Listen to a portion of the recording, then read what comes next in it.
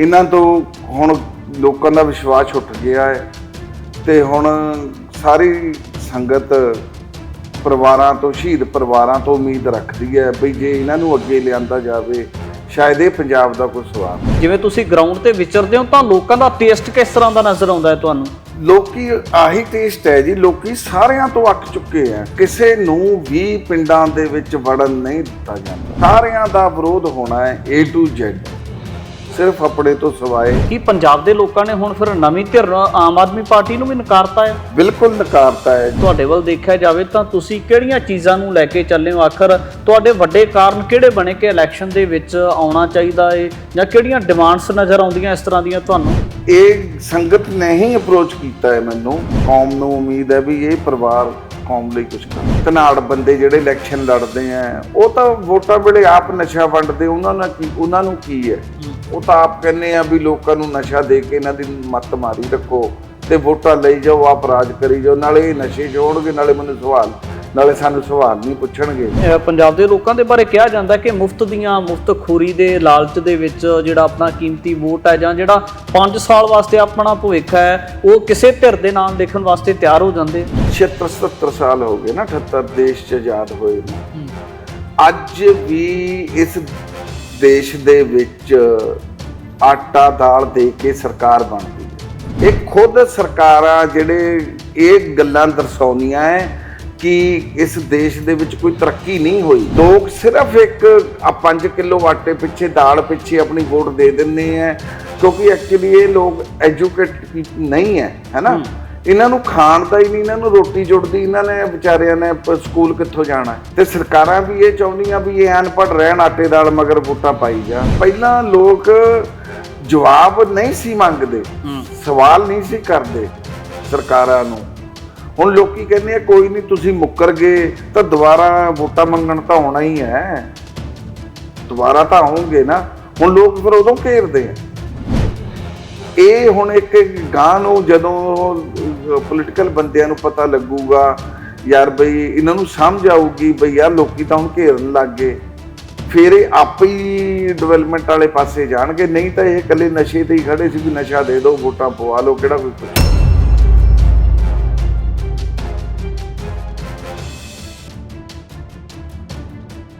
TV 84 ਦੇ ਨਾਲ ਜੁੜੇ ਹੋ, ਮੈਂ ਰਜਿੰਦਰ ਸਿੰਘ ਸਵਰਾਜ। ਇਹ ਗੱਲ ਕੀਤੀ ਜਾਵੇ ਤਾਂ ਪੰਜਾਬ ਦੇ ਅੰਦਰ ਇਲੈਕਸ਼ਨ ਦਾ ਦੌਰ ਹੈ, ਤਾਂ ਇਸੇ ਨੂੰ ਲੈ ਕੇ ਪੰਜਾਬ ਦੀਆਂ ਵੱਡੀਆਂ ਸਿਆਸੀ ਧਿਰਾਂ ਤੇ ਪੰਜਾਬ ਦੇ ਵੱਡੇ ਦਿੱਗਜ ਲੀਡਰ ਜਿਹੜੇ ਨੇ ਚੋਣ ਅਖਾੜੇ ਦੇ ਵਿੱਚ ਨਿੱਤਰ ਚੁੱਕੇ ਨੇ।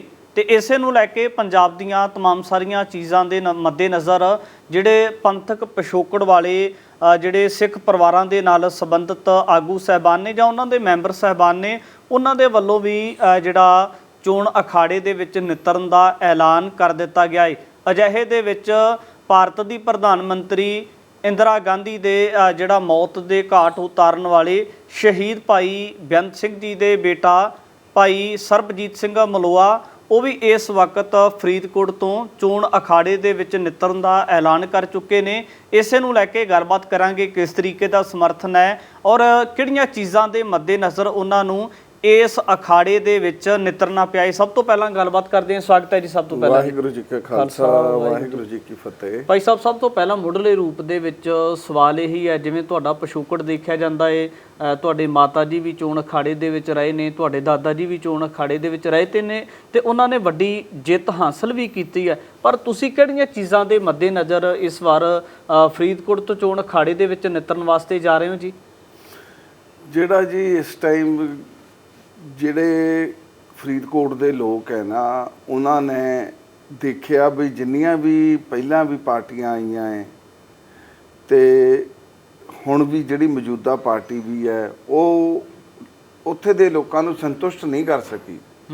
ਕਿਉਂਕਿ ਜਿਵੇਂ ਤੁਹਾਨੂੰ ਪਤਾ ਵੀ ਜਿਵੇਂ ਸ਼੍ਰੀ ਗੁਰੂ ਗ੍ਰੰਥ ਸਾਹਿਬ ਜੀ ਦੀ ਮਹਾਰਾਜ ਦੀ ਬੇਅਦਬੀ ਹੋਈ ਹੈ, ਤੇ ਨਾ ਪਹਿਲੀ ਸਰਕਾਰ ਤੇ ਨਾ ਹੁਣ ਦੀ ਸਰਕਾਰ, ਜਿਹੜੀ ਕਿ ਸਰਕਾਰ ਇਹ ਵਾਅਦਾ ਕਰਕੇ ਬਣੀ ਸੀ ਬਈ ਅਸੀਂ ਸਭ ਤੋਂ ਪਹਿਲਾ ਕੰਮ ਸ਼੍ਰੀ ਗੁਰੂ ਗ੍ਰੰਥ ਸਾਹਿਬ ਮਹਾਰਾਜ ਜੀ ਦੀ ਜਿਨ੍ਹਾਂ ਨੇ ਬੇਅਦਬੀ ਕੀਤੀ ਹੈ ਉਹ ਦੋਸ਼ੀਆਂ ਨੂੰ ਫੜ ਕੇ ਸਜ਼ਾ ਦਿਵਾਵਾਂਗੇ, ਉਹਦੇ ਵਿੱਚ ਵੀ ਉਹ ਸਰਕਾਰ ਮੌਜੂਦਾ ਵੀ ਨਾਕਾਮ ਰਹੀ ਹੈ, ਪਹਿਲੇ ਵਾਲੀ ਸਰਕਾਰ ਵੀ ਨਾਕਾਮ ਰਹੀ ਹੈ। ਤੇ ਜਿਹੜੇ ਕਿਸਾਨੀ ਦੇ ਮੁੱਦੇ ਤੇ ਨਸ਼ਿਆਂ ਦੇ ਜਿਹੜੇ ਪ੍ਰੋਬਲਮ ਹੈ ਹਰੇਕ ਪੂਰੇ ਪੰਜਾਬ ਦੇ ਵਿੱਚ, ਤੇ ਲੋਕਾਂ ਨੇ ਅਸਲ ਗੱਲ ਹੁਣ ਸਾਰੇ ਲੀਡਰਾਂ ਨੂੰ, ਸਾਰੇ ਕਲਾਕਾਰਾਂ ਨੂੰ ਖਾਸ ਕਰਕੇ ਇਹਨਾਂ ਤੋਂ ਹੁਣ ਲੋਕਾਂ ਦਾ ਵਿਸ਼ਵਾਸ ਉੱਠ ਗਿਆ ਹੈ। ਤੇ ਹੁਣ ਸਾਰੀ ਸੰਗਤ ਪਰਿਵਾਰਾਂ ਤੋਂ, ਸ਼ਹੀਦ ਪਰਿਵਾਰਾਂ ਤੋਂ ਉਮੀਦ ਰੱਖਦੀ ਹੈ ਬਈ ਜੇ ਇਹਨਾਂ ਨੂੰ ਅੱਗੇ ਲਿਆਂਦਾ ਜਾਵੇ ਸ਼ਾਇਦ ਇਹ ਪੰਜਾਬ ਦਾ ਕੋਈ ਸਵਾਰ ਦੇਣ। ਜੇ ਦੇਖਿਆ ਜਾਵੇ ਤੇ ਕਾਂਗਰਸ ਹੋਇਆ, ਅਕਾਲੀ ਦਲ, ਬਾਦਲ ਹੋਇਆ ਤੇ ਉਸ ਤੋਂ ਬਾਅਦ ਜਿਹੜੀ ਮੌਜੂਦਾ ਸੱਤਾਧਾਰੀ ਧਿਰ ਹੈ ਆਮ ਆਦਮੀ ਪਾਰਟੀ ਹੈ, ਤੇ ਪੰਜਾਬ ਦੇ ਲੋਕਾਂ ਨੇ ਸਾਰੀਆਂ ਧਿਰਾਂ ਨੂੰ ਮੌਕਾ ਦੇ ਕੇ ਦੇਖਿਆ, ਨਵੀਂ ਇਨਕਲਾਬ ਵਾਲੀ ਪਾਰਟੀ ਨੂੰ ਵੀ ਮੌਕਾ ਦੇ ਕੇ ਦੇਖਿਆ। ਕੀ ਲੱਗਦਾ ਕਿ ਇਸ ਤੋਂ ਬਾਅਦ ਜਿਵੇਂ ਤੁਸੀਂ ਗਰਾਊਂਡ ਤੇ ਵਿਚਰਦੇ ਹੋ ਤਾਂ ਲੋਕਾਂ ਦਾ ਟੇਸਟ ਕਿਸ ਤਰ੍ਹਾਂ ਦਾ ਨਜ਼ਰ ਆਉਂਦਾ ਹੈ ਤੁਹਾਨੂੰ? ਲੋਕੀ ਆਹੀ ਟੇਸਟ ਹੈ ਜੀ, ਲੋਕੀ ਸਾਰਿਆਂ ਤੋਂ ਅੱਕ ਚੁੱਕੇ ਆ, ਕਿਸੇ ਨੂੰ ਵੀ ਪਿੰਡਾਂ ਦੇ ਵਿੱਚ ਵੜਨ ਨਹੀਂ ਦਿੱਤਾ ਜਾਂਦਾ। ਤੁਸੀਂ ਦੇਖ ਲਿਓ ਸਾਰਿਆਂ ਦਾ ਵਿਰੋਧ ਹੋਣਾ ਹੈ A to Z, ਸਿਰਫ ਆਪਣੇ ਤੋਂ ਸਿਵਾਏ ਸਾਰੀਆਂ ਪਾਰਟੀਆਂ ਦਾ ਵਿਰੋਧ ਹੋਏਗਾ। ਲੋਕਾਂ ਨੇ ਨਹੀਂ ਬਣ ਦੇਣਾ ਕਿਉਂਕਿ ਨਾ ਦੇਖੋ ਪੰਜਾਬ ਦੇ ਵਿੱਚ ਜੇ ਤੁਸੀਂ ਇੱਕ ਗੱਲ ਦੇਖੋ ਬਈ ਅਕਾਲੀਆਂ ਦੀ ਸਰਕਾਰ ਹੋਵੇ ਤੇ ਸ੍ਰੀ ਗੁਰੂ ਗ੍ਰੰਥ ਸਾਹਿਬ ਮਹਾਰਾਜ ਜੀ ਦੀ ਬੇਅਦਬੀ ਹੋ ਜਵੇ ਤੇ ਅਕਾਲੀਆਂ ਦੀ ਸਰਕਾਰ ਉਹਦੇ 'ਚ ਇਨਸਾਫ ਦਿਵਾਉਣੇ ਦੇ ਵਿੱਚ ਨਾਕਾਮ ਰਹੇ ਤੇ ਜਿਹੜੇ ਇਨਸਾਫ ਦੀ ਮੰਗ ਕਰਦੇ ਆ ਉਹਨਾਂ ਤੇ ਗੋਲੀਆਂ ਚਲਾ ਕੇ ਸ਼ਹੀਦ ਕੀਤਾ ਜਾਵੇ, ਇਸ ਤੋਂ ਮੰਦਭਾਗਾ ਹੋਰ ਕੀ ਹੋ ਸਕਦਾ। ਇਸ ਲਈ ਨਹੀਂ, ਇਸ ਵਾਰੀ ਲੋਕਾਂ ਦਾ ਇਹਨਾਂ ਤਿੰਨਾਂ ਪਾਰਟੀਆਂ ਤੋਂ ਹੀ ਵਿਸ਼ਵਾਸ ਉੱਠ ਚੁੱਕਿਆ ਹੈ ਕਿਉਂਕਿ ਜਿਹੜੀ ਆਮ ਆਦਮੀ ਪਾਰਟੀ ਹੈ ਨਾ, ਉਹਦੀ ਹੋਂਦ ਦੀ ਇਸ ਕਰਕੇ ਹੋਈ ਸੀ ਪੰਜਾਬ ਦੇ ਵਿੱਚ ਕਿਉਂਕਿ ਲੋਕ ਕਾਂਗਰਸ ਤੇ ਬਾਦਲਾਂ ਤੋਂ ਬਹੁਤ ਅੱਕ ਚੁੱਕੇ ਸੀ ਤੇ ਹੁਣ ਲੋਕਾਂ ਨੇ ਤਾਂ ਹੀ ਇਹਨਾਂ ਨੂੰ ਮੌਕਾ ਦਿੱਤਾ ਸੀ, ਆਪ ਮੁਹਾਰੇ ਵੋਟ ਪਾਈ ਸੀ ਇਹਨਾਂ ਨੂੰ, ਪਰ ਨਹੀਂ, ਉਹ ਵੀ ਲੋਕਾਂ ਦੇ ਮਨੋਂ ਲੈ ਗਈ ਕਿਉਂਕਿ ਨਹੀਂ, ਇਹਨਾਂ ਨੇ ਜੋ ਵਾਅਦੇ ਕਰਕੇ ਆਏ ਸੀ, ਦੇਖ ਲਓ ਨਸ਼ਿਆਂ ਦਾ ਸਗੋਂ ਵੱਧ ਗਿਆ ਪੰਜਾਬ ਦੇ ਵਿੱਚ, ਘਟਿਆ ਨਹੀਂ ਹੈ। ਸਭ ਤੋਂ ਵੱਧ ਮੁੱਦਾ ਹੀ ਇਹ ਹੈ ਕਿਉਂਕਿ ਜਿਵੇਂ ਸਰਕਾਰਾਂ ਚਾਹੁੰਦੀਆਂ ਐ ਵੀ ਪਹਿਲਾਂ ਤਾਂ ਇਹਨਾਂ ਨੇ ਫੜ ਕੇ ਸ਼ਹੀਦ ਕੀਤੇ, ਹੁਣ ਸਿੱਖਾਂ ਨੂੰ ਕੰਟਰੋਲ ਕਰਨ ਵਾਸਤੇ ਹੁਣ ਇਹਨਾਂ ਨੂੰ ਕੁਝ ਕਰਨ ਦੀ ਲੋੜ ਨਹੀਂ ਹੈ, ਨਸ਼ੇ ਦਾ ਕੰਮ ਚੱਲਦਾ ਹੈ, ਉਹ ਮੁੰਡੇ ਆਪੇ ਮਰੀ ਜਾਂਦੇ ਆ ਤੇ ਸਰਕਾਰਾਂ ਦੇ ਕੰਮ ਹੋਈ ਜਾਂਦੇ ਆ। ਬਾਦਲ, ਕਾਂਗਰਸ ਜਾਂ ਜਿਹੜੀਆਂ ਹੋਰ तमाम ਸਾਰੀਆਂ ਧਿਰਾਂ ਨੇ ਉਹਨਾਂ ਦੇ ਸਮੇਤ ਕੀ ਪੰਜਾਬ ਦੇ ਲੋਕਾਂ ਨੇ ਹੁਣ ਫਿਰ ਨਵੀਂ ਧਿਰ ਆਮ ਆਦਮੀ ਪਾਰਟੀ ਨੂੰ ਵੀ ਨਕਾਰਤਾ ਹੈ? ਬਿਲਕੁਲ ਨਕਾਰਤਾ ਹੈ। ਜਿਸ ਕਰਮਜੀਤ ਅਨਮੋਲ ਪਿੰਡਾਂ ਦੇ ਵਿੱਚ ਜਾਂਦਾ ਹੈ ਤੇ ਉਹਦਾ ਵਿਰੋਧ ਹੋ ਰਿਹਾ ਹੈ, ਲੋਕੀ ਨਹੀਂ ਆਉਂਦੇ। ਮੇਨ ਗੱਲ ਇਹ ਹੈ ਵੀ ਲੋਕੀ ਜਿਹੜੇ ਭਗਵੰਤ ਮਾਨ ਨੇ ਵਾਅਦੇ ਕੀਤੇ ਸੀ ਨਾ, ਉਹ ਪੇਪਰ ਤੇ ਲਿਖ ਕੇ 7 ਵਾਅਦੇ ਉਹਨੂੰ ਫੜਾ ਦਿੰਦੇ ਆ ਤੇ ਉਹ ਲੋਕੀ ਕਹਿੰਦੇ ਆ ਬਾਈ ਜੀ ਵੀ ਤੁਸੀਂ ਸਾਨੂੰ ਇਹ 7 ਜਿਹੜੇ ਸਵਾਲਾਂ ਦੇ ਜਵਾਬ ਦੇ ਦਿਓ, ਬਈ ਅਸੀਂ ਤੁਹਾਨੂੰ ਵੋਟ ਵੀ ਪਾਵਾਂਗੇ, ਤੁਹਾਡੀਆਂ ਰੈਲੀਆਂ ਵੀ ਕਰਾਂਗੇ, ਇਕੱਠ ਵੀ ਕਰਾਂਗੇ, ਸਾਰਾ ਕੁਝ ਕਰਾਂਗੇ, ਪਰ ਉੱਥੇ ਉਹਦੇ ਕੋਲੇ ਕੋਈ ਜਵਾਬ ਨਹੀਂ ਹੁੰਦਾ, ਨਿਰੁੱਤਰ ਹੋ ਜਾਂਦਾ ਹੈ। ਸਰਬਜੀਤ ਸਿੰਘ ਜੀ, ਜੇ ਤੁਹਾਡੇ ਵੱਲ ਦੇਖਿਆ ਜਾਵੇ ਤਾਂ ਤੁਸੀਂ ਕਿਹੜੀਆਂ ਚੀਜ਼ਾਂ ਨੂੰ ਲੈ ਕੇ ਚੱਲੇ ਹੋ? ਆਖਰ ਤੁਹਾਡੇ ਵੱਡੇ ਕਾਰਨ ਕਿਹੜੇ ਬਣੇ ਕਿ ਇਲੈਕਸ਼ਨ ਦੇ ਵਿੱਚ ਆਉਣਾ ਚਾਹੀਦਾ ਹੈ, ਜਾਂ ਕਿਹੜੀਆਂ ਡਿਮਾਂਡਸ ਨਜ਼ਰ ਆਉਂਦੀਆਂ ਇਸ ਤਰ੍ਹਾਂ ਦੀਆਂ ਤੁਹਾਨੂੰ? ਮੇਰਾ ਮਤਲਬ ਨਾ ਆਪਣਾ ਪਰਸਨਲੀ ਵਿਚਾਰ ਕੋਈ ਨਹੀਂ ਸੀ ਇਲੈਕਸ਼ਨ ਲੜਨ ਦਾ, ਜੇ ਮੈਂ ਤੁਹਾਨੂੰ ਫਰੈਂਕਲੀ ਗੱਲ ਦੱਸਾਂ ਤੇ ਇਹ ਸੰਗਤ ਨੇ ਹੀ ਅਪਰੋਚ ਕੀਤਾ ਹੈ ਮੈਨੂੰ ਬਈ ਤੁਸੀਂ ਆਓ। ਇਲਾਕੇ ਦੀ ਸੰਗਤ ਨੇ ਜਾਂ ਇਲਾਕੇ ਦੀ ਸੰਗਤ ਨੇ, ਫਰੀਦਕੋਟ ਦੇ ਬਹੁਤ ਵਸਿੰਦੇ ਮੇਰੇ ਕੋਲੇ ਆਏ ਸੀ, ਸਿੱਖ ਸੰਗਤ ਆਈ ਸੀ ਤੇ ਉਹ ਮੈਨੂੰ ਕਹਿੰਦੇ ਸੀ ਜੀ ਬਈ ਅਸੀਂ ਸਾਰਿਆਂ ਨੂੰ ਦੇਖ ਚੁੱਕੇ ਹਾਂ ਬਈ, ਕਿਉਂਕਿ ਕੁਰਬਾਨੀ ਵਾਲਾ ਪਰਿਵਾਰ ਹੈ ਜਿਹੜੇ ਇਹਨਾਂ ਨੇ ਪਹਿਲਾਂ ਹੀ ਕੌਮ ਵਾਸਤੇ, ਇਹਨਾਂ ਨੂੰ ਕੌਮ ਦਾ, ਸਾਨੂੰ ਕਿਉਂਕਿ ਜਿਹੜੇ ਸਾਡੇ ਨਾਲ ਦੇ ਪਰਿਵਾਰ ਹੈ ਇਹਨਾਂ ਨੂੰ ਕੌਮ ਦਾ ਦਰਦ ਪਤਾ ਹੈ ਤੇ ਕਿਉਂਕਿ ਅਸੀਂ ਵੀ ਹੰਢਾਇਆ ਹੈ, ਪਰਿਵਾਰਾਂ ਨੇ ਸਾਰਿਆਂ ਨੇ ਹੰਢਾਇਆ ਹੈ, ਇਸ ਲਈ ਇਹਨਾਂ ਨੂੰ ਹੁਣ ਉਮੀਦ ਹੈ ਵੀ ਇਹ ਕੌਮ ਨੂੰ ਉਮੀਦ ਹੈ ਵੀ ਇਹ ਪਰਿਵਾਰ ਕੌਮ ਲਈ ਕੁਝ ਕਰਨਗੇ। ਜੇ ਆਪਾਂ ਦੂਜੀਆਂ ਸਿਆਸੀ ਧਿਰਾਂ ਦੇ ਵੱਲੇ ਦੇਖਦੇ ਹਾਂ ਤਾਂ ਉਹਨਾਂ ਦਾ ਬੈਕਗਰਾਊਂਡ ਬਹੁਤ ਪਾਵਰਫੁਲ ਮੰਨਿਆ ਜਾਂਦਾ ਹੈ, ਸਰਮਾਏਦਾਰ ਉਹਨਾਂ ਨੂੰ ਕਿਤੇ ਨਾ ਕਿਤੇ ਫਾਈਨੈਂਸ਼ੀਅਲੀ ਸਪੋਰਟ ਕਰਦੇ ਨਜ਼ਰ ਆਉਂਦੇ ਆ। ਫਿਰ ਤੁਹਾਨੂੰ ਲੱਗਦਾ ਕਿ ਤੁਸੀਂ ਕਿਸ ਤਰ੍ਹਾਂ ਸਰਵਾਈਵ ਕਰੋਗੇ? ਤੁਸੀਂ ਨਾ ਇਹ ਨਾ ਗੱਲ ਮੰਨਦੀ ਹੈ ਜਦੋਂ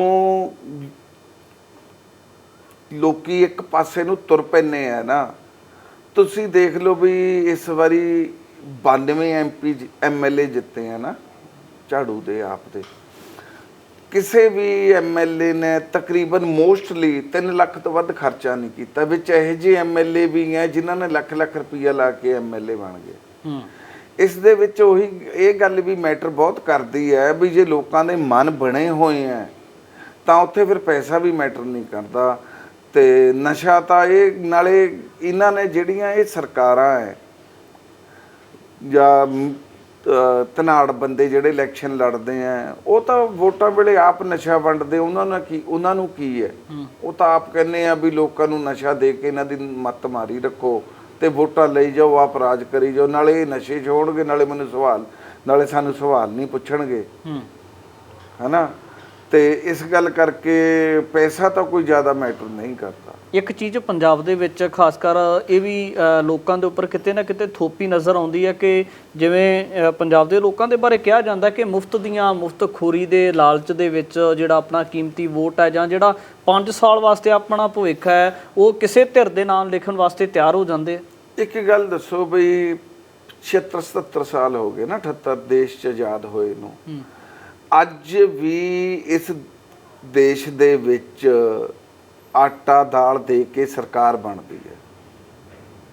ਗਰੀਬੀ ਇੰਨੀ ਹੈ, ਇਹ ਖੁਦ ਸਰਕਾਰਾਂ ਜਿਹੜੇ ਇਹ ਗੱਲਾਂ ਦਰਸਾਉਂਦੀਆਂ ਹੈ ਕਿ ਇਸ ਦੇਸ਼ ਦੇ ਵਿੱਚ ਕੋਈ ਤਰੱਕੀ ਨਹੀਂ ਹੋਈ। ਇਹ ਲੋਕਾਂ ਨੂੰ ਇੰਪਲੋਇਮੈਂਟ ਨਹੀਂ ਦੇ ਸਕਦੇ ਵੀ ਤੁਸੀਂ ਆਪ ਕਮਾ ਕੇ ਖਾਓ। ਇਹ ਲੋਕ ਜਦੋਂ ਇਹ ਤੁਸੀਂ ਉਹ ਦਾਲਾਂ ਤੇ ਆਟਾ ਦਿੰਦੇ ਹੈ ਤੇ ਤੁਸੀਂ ਇੱਕ ਗੱਲ ਦੇਖੋ ਬਈ ਇਸ ਦੇਸ਼ ਦਾ ਕਿੰਨਾ ਮਾੜਾ ਹਾਲ ਹੈ ਅੱਜ 77-78 ਸਾਲ ਬਾਅਦ ਵੀ। ਬਈ ਲੋਕ ਸਿਰਫ ਇੱਕ 5 ਕਿਲੋ ਆਟੇ ਪਿੱਛੇ, ਦਾਲ ਪਿੱਛੇ ਆਪਣੀ ਵੋਟ ਦੇ ਦਿੰਦੇ ਹੈ ਕਿਉਂਕਿ ਐਕਚੁਅਲੀ ਇਹ ਲੋਕ ਐਜੂਕੇਟਡ ਨਹੀਂ ਹੈ, ਹੈ ਨਾ। ਇਹਨਾਂ ਨੂੰ ਖਾਣ ਦਾ ਹੀ ਨਹੀਂ, ਇਹਨਾਂ ਨੂੰ ਰੋਟੀ ਜੁੜਦੀ, ਇਹਨਾਂ ਨੇ ਵਿਚਾਰਿਆਂ ਨੇ ਸਕੂਲ ਕਿੱਥੋਂ ਜਾਣਾ ਹੈ। ਤੇ ਸਰਕਾਰਾਂ ਵੀ ਇਹ ਚਾਹੁੰਦੀਆਂ ਵੀ ਇਹ ਅਨਪੜ੍ਹ ਰਹਿਣ, ਆਟੇ ਦਾਲ ਮਗਰ ਵੋਟਾਂ ਪਾਈ ਜਾਣ। ਤੇ ਜੇ ਪੜ੍ਹ ਗਏ ਫਿਰ ਤਾਂ ਸਰਕਾਰ ਨੂੰ ਸਵਾਲ ਵੀ ਪੁੱਛਣਗੇ ਜੀ। ਇਹ ਗੱਲ ਬਹੁਤ ਮੈਟਰ ਕਰਦੀ ਹੈ ਕਿ ਦੇਸ਼, ਇਹ ਖੁਦ ਹੀ ਗੱਲ ਦਰਸਾਉਂਦੀ ਹੈ ਕਿ ਦੇਸ਼ ਨੇ ਹਲੇ ਕੋਈ ਤਰੱਕੀ ਨਹੀਂ ਕੀਤੀ 70-80 ਸਾਲ ਬਾਅਦ ਵੀ। ਕਿਉਂਕਿ ਆਹੀ ਜਿਹੜੀ ਮੈਂ ਗੱਲ ਤੁਹਾਨੂੰ ਕਹਿ ਰਿਹਾ ਵੀ ਆਟੇ ਪਿੱਛੇ ਤਾਂ ਵੋਟ ਮਿਲ ਜਾਂਦੀ ਹੈ ਉਰੇ, ਫਿਰ ਕੀ ਤੁਸੀਂ ਇਹਨੂੰ ਡਿਵੈਲਪਮੈਂਟ ਕਹੋਗੇ ਜੀ। ਤੁਹਾਡੇ ਜੇ ਪਰਿਵਾਰ ਦੀ ਗੱਲ ਕੀਤੀ ਜਾਵੇ ਜਾਂ ਤੁਸੀਂ ਇਸ ਵਕਤ ਜਿਹੜਾ ਫੈਸਲਾ ਲੈ ਕੇ ਚੋਣ ਅਖਾੜੇ ਦੇ ਵਿੱਚ ਆ ਚੁੱਕੇ ਹੋ ਤੇ ਸੰਗਤ ਦੇ ਸਮੇਤ ਪੰਜਾਬ ਦੀਆਂ ਵੱਡੇ ਪੰਥਕ ਜਥੇਬੰਦੀਆਂ ਦੇ ਵਿੱਚੋਂ ਜਾਂ ਸ਼੍ਰੋਮਣੀ ਗੁਰਦੁਆਰਾ ਪ੍ਰਬੰਧਕ ਕਮੇਟੀ ਦੇ ਵਿੱਚੋਂ ਤੁਹਾਨੂੰ ਇਸ ਤਰ੍ਹਾਂ ਦੀ ਕੋਈ ਧਿਰ ਜਾਂ ਇਸ ਤਰ੍ਹਾਂ ਦੇ ਕਿਸੇ ਨੁਮਾਇੰਦੇ ਦੀ ਕੋਈ ਸਪੋਰਟ ਮਿਲੀ ਹੈ ਕਿ ਅਸੀਂ ਤੁਹਾਡਾ ਸਹਿਯੋਗ ਕਰਾਂਗੇ? ਐਵੇਂ ਤਾਂ ਹੁਣ ਮਤਲਬ ਨਾ ਅਕਾਲੀ ਦਲ ਨੂੰ ਛੱਡ ਕੇ ਜਾਂ ਸਿਮਰਨਜੀਤ ਸਿੰਘ ਮਾਨ ਨੂੰ ਛੱਡ ਕੇ ਬਾਕੀ ਮੇਰੇ ਕੋਲੇ ਆਏ ਸੀ ਸਾਰੇ ਜਿੰਨੇ ਵੀ ਅਕਾਲੀ ਦਲ ਹੈ ਨਾ, ਮਤਲਬ ਮੈਂ ਵਿੱਚੋਂ ਸ਼ਾਇਦ ਹੀ ਕੋਈ ਨਾ ਆਇਆ ਹੋਵੇ, ਵੈਸੇ ਤਕਰੀਬਨ ਸਾਰਿਆਂ ਨੇ ਮੇਰੀ ਹਮਾਇਤ ਦਾ ਐਲਾਨ ਕਰਤਾ। ਤੇ ਹੁਣ ਇਹ ਚਾਹੁੰਦੇ ਸੀ ਵੀ ਕੋਈ ਇਹੋ ਜਿਹਾ ਆਪਾਂ ਫਰੰਟ ਬਣਾਈਏ ਵੀ ਜਿਹਦੇ, ਮੈਂ ਤਾਂ ਵੈਸੇ ਆਜ਼ਾਦ ਦਾ ਹੀ ਐਲਾਨ ਕੀਤਾ ਹੈ ਵੀ ਮੈਂ ਆਜ਼ਾਦ ਹੀ ਲੜੂੰਗਾ, ਪਰ ਇਹ ਚਾਹੁੰਦੇ ਆ ਵੀ ਆਪਾਂ ਸ਼ਾਇਦ ਤੁਹਾਡੇ ਕਰਕੇ ਇਕੱਠੇ ਹੋ ਜਾਈਏ, ਵੀ ਆਪਾਂ ਤੁਹਾਨੂੰ ਹੀ ਇੱਕ ਫਰੰਟ ਬਣਾ ਲਈਏ ਤੁਹਾਡੇ ਕਰਕੇ, ਜਿਹਦੇ ਵਿੱਚ ਆਪਾਂ ਜਿੰਨੇ ਵੀ ਦਲ ਹੈ ਛੋਟੇ ਬਈ ਆਪਾਂ ਸਾਰੇ ਇਕੱਠੇ ਹੋ ਕੇ ਤੇ ਇਲੈਕਸ਼ਨ ਲੜੀਏ। ਸਮਾਂ ਬਹੁਤ ਥੋੜਾ ਰਹਿ ਗਿਆ ਜਾਪਦਾ ਹੈ, ਤੇ ਕਦੋਂ ਤੋਂ ਤਿਆਰੀਆਂ ਫਿਰ ਆਰੰਭ ਰਹੇ ਹੋ ਤੁਸੀਂ? ਮੈਂ ਜੀ ਕੱਲ ਜਾਣਾ ਸੀ, ਕੱਲ ਵੀ ਮੈਨੂੰ ਕੋਈ ਕੰਮ ਹੈ, ਮੈਂ ਪਰਸੋਂ ਨੂੰ ਫਰੀਦਕੋਟ ਜ਼ਰੂਰ ਜਾਊਂਗਾ, ਟਿਊਸਡੇ ਨੂੰ। ਲਗਾਤਾਰ ਇਲਾਕੇ ਦੇ ਵਿੱਚ ਗਤੀਵਿਧੀਆਂ ਰਹਿਣਗੀਆਂ ਜੀ? ਹਾਂਜੀ, ਗਰਾਊਂਡ ਤੇ ਸਪੋਰਟ ਹੈ ਜੀ ਪੂਰੀ? ਬਹੁਤ ਸਪੋਰਟ ਹੈ ਜੀ, ਬਹੁਤ ਸਪੋਰਟ ਹੈ। ਮੈਂ ਪਹਿਲਾਂ ਵੀ ਇਲੈਕਸ਼ਨ ਲੜੇ ਆ, ਇਹੋ ਜਿਹਾ ਹੰਗਾਰਾ ਨਹੀਂ ਸੀ। ਹਾਂ, ਮੈਸੇਜ ਕੋਈ ਤੁਹਾਡੇ ਵੱਲੋਂ? ਐਕਚੁਅਲੀ ਨਾ ਉਦੋਂ ਸਰਕਾਰਾਂ ਤੋਂ ਲੋਕ ਨਹੀਂ ਸੀ, ਵਿਰੋਧ ਸਰਕਾਰਾਂ ਦਾ ਉਸ ਟਾਈਮ 'ਚ ਲੋਕਾਂ ਦੇ ਮਨਾਂ 'ਚ। ਹੁਣ ਤਾਂ ਬਹੁਤ ਵਿਰੋਧ ਹੈ ਜੀ, ਬਹੁਤ ਵਿਰੋਧ ਹੈ ਸਰਕਾਰਾਂ ਦਾ। ਤੁਸੀਂ ਆਪ ਵੀ ਰਿਪੋਰਟਰ ਹੋ, ਤੁਸੀਂ ਸਾਰਿਆਂ ਘੁੰਮਦੇ ਫਿਰਦੇ ਹੋ, ਤੁਹਾਨੂੰ ਸਾਰਾ ਕੁਝ ਪਤਾ ਹੀ ਹੈ। ਜਿਹੜੀ ਸਵਾਲਾਂ ਦੀ ਪਿਰਤ ਪਾਈ ਸੀ ਸ਼ੁਰੂ ਹੋ ਗਈ ਉਹ ਸਵਾਲ ਹੁਣ ਚੋਣਾਂ ਦੇ ਵੇਲੇ। ਹੁਣ ਐਕਚੁਅਲੀ ਨਾ ਲੋਕ ਪਹਿਲਾਂ ਲੋਕ ਜਵਾਬ ਨਹੀਂ ਸੀ ਮੰਗਦੇ, ਸਵਾਲ ਨਹੀਂ ਸੀ ਕਰਦੇ ਸਰਕਾਰਾਂ ਨੂੰ। ਹੁਣ ਲੋਕੀ ਕਹਿੰਦੇ ਆ ਕੋਈ ਨਹੀਂ, ਤੁਸੀਂ ਮੁੱਕਰ ਗਏ ਤਾਂ ਦੁਬਾਰਾ ਵੋਟਾਂ ਮੰਗਣ ਤਾਂ ਆਉਣਾ ਹੀ ਹੈ, ਦੁਬਾਰਾ ਤਾਂ ਆਉਂਗੇ ਨਾ। ਹੁਣ ਲੋਕ ਫਿਰ ਉਦੋਂ ਘੇਰਦੇ ਆ। ਇਹ ਹੁਣ ਇੱਕ ਗਾਂ ਨੂੰ ਜਦੋਂ ਪੋਲੀਟੀਕਲ ਬੰਦਿਆਂ ਨੂੰ ਪਤਾ ਲੱਗੂਗਾ ਯਾਰ ਬਈ ਇਹਨਾਂ ਨੂੰ ਸਮਝ ਆਊਗੀ ਬਈ ਯਾਰ ਲੋਕੀ ਤਾਂ ਹੁਣ ਘੇਰਨ ਲੱਗ ਗਏ, ਫਿਰ ਇਹ ਆਪੇ ਹੀ ਡਿਵੈਲਪਮੈਂਟ ਵਾਲੇ ਪਾਸੇ ਜਾਣਗੇ। ਨਹੀਂ ਤਾਂ ਇਹ ਇਕੱਲੇ ਨਸ਼ੇ ਤੇ ਹੀ ਖੜੇ ਸੀ ਵੀ ਨਸ਼ਾ ਦੇ ਦਿਓ, ਵੋਟਾਂ ਪਵਾ ਲਓ, ਕਿਹੜਾ ਕੋਈ ਪੁੱਛਦਾ। ਮੈਸੇਜ ਕੋਈ ਤੁਹਾਡੇ ਵੱਲੋਂ ਅਖੀਰ ਵਿੱਚ? ਮੈਂ ਇਹੀ ਮੈਸੇਜ ਹੈ ਮੇਰਾ ਵੀ ਸਾਰੀ ਸਿੱਖ ਕੌਮ ਨੂੰ ਤੇ ਖਾਸ ਕਰ ਫਰੀਦਕੋਟ ਦੀ ਸੰਗਤ ਨੂੰ ਬਈ ਤੁਸੀਂ ਸਾਰੀਆਂ ਜਥੇਬੰਦੀਆਂ ਨੂੰ ਅਜ਼ਮਾ ਕੇ ਦੇਖ ਲਿਆ ਹੈ, ਸਾਰਿਆਂ ਨੂੰ ਵੋਟ ਪਾ ਕੇ ਦੇਖ ਲਈ ਹੈ। ਇਸ ਵਾਰੀ ਮੈਨੂੰ ਸ਼ਹੀਦ ਭਾਈ ਬੇਅੰਤ ਸਿੰਘ ਦੇ ਸਪੁੱਤਰ ਨੂੰ ਸਰਬਜੀਤ ਸਿੰਘ ਖਾਲਸਾ ਨੂੰ ਇੱਕ ਮੌਕਾ ਦੇ ਕੇ ਦੇਖੋ। ਅਸੀਂ ਤੁਹਾਡੀਆਂ ਜਿੰਨੀਆਂ ਵੀ ਤੁਹਾਡੀਆਂ ਡਿਮਾਂਡ ਹੈ ਉਹਨਾਂ ਤੇ ਖਰੇ ਉਤਰਾਂਗੇ, ਸਾਰੀਆਂ ਪੂਰੀਆਂ ਕਰਾਂਗੇ ਜੀ। ਬਿਲਕੁਲ ਇਸ ਵਾਰ ਇੱਕ ਇਤਿਹਾਸਕ ਪਿਛੋਕੜ ਵਾਲੇ ਸ਼ਹੀਦ ਭਾਈ ਬੇਅੰਤ ਸਿੰਘ ਜੀ ਦੇ ਬਰਖੁਰਦਾਰ ਭਾਈ ਸਰਬਜੀਤ ਸਿੰਘ ਮਲੋਆ ਇਸ ਵਾਰ ਚੋਣ ਅਖਾੜੇ ਵਿੱਚ ਫਰੀਦਕੋਟ ਹਲਕੇ ਤੋਂ ਨਿਤਰਨ ਵਾਸਤੇ ਜਾ ਰਹੇ ਨੇ, ਪਰ ਵੱਡਾ ਕਿਤੇ ਨਾ ਕਿਤੇ ਸਮਰਥਨ ਦੇਖਣਾ ਹੋਵੇਗਾ ਕਿ ਫਰੀਦਕੋਟ ਹਲਕੇ ਦੇ ਲੋਕਾਂ ਦਾ ਕਿਸ ਤਰੀਕੇ ਦਾ ਬਣਦਾ ਤੇ ਖਾਸ ਕਰ ਵੱਡੀ ਭੂਮਿਕਾ ਸਿੱਖ ਜਥੇਬੰਦੀਆਂ ਦੀ ਵੀ ਇਹਦੇ ਵਿੱਚ ਜ਼ਿਕਰਯੋਗ ਰਹੇਗੀ। ਭਵਿੱਖ ਦੇ ਵਿੱਚ ਵੀ ਤਮਾਮ ਸਾਰੇ ਮਸਲਿਆਂ ਦੇ ਬਾਬਤ ਤੁਹਾਡੇ ਦਰਮਿਆਨ ਮੈਂ ਰਜਿੰਦਰ ਸਿੰਘ ਗੱਲਬਾਤ ਲੈ ਕੇ ਹਾਜ਼ਰ ਹੁੰਦਾ ਰਹਾਂਗਾ। ਧੰਨਵਾਦ। ਵਾਹਿਗੁਰੂ ਜੀ ਕਾ ਖਾਲਸਾ, ਵਾਹਿਗੁਰੂ ਜੀ ਕੀ ਫਤਿਹ।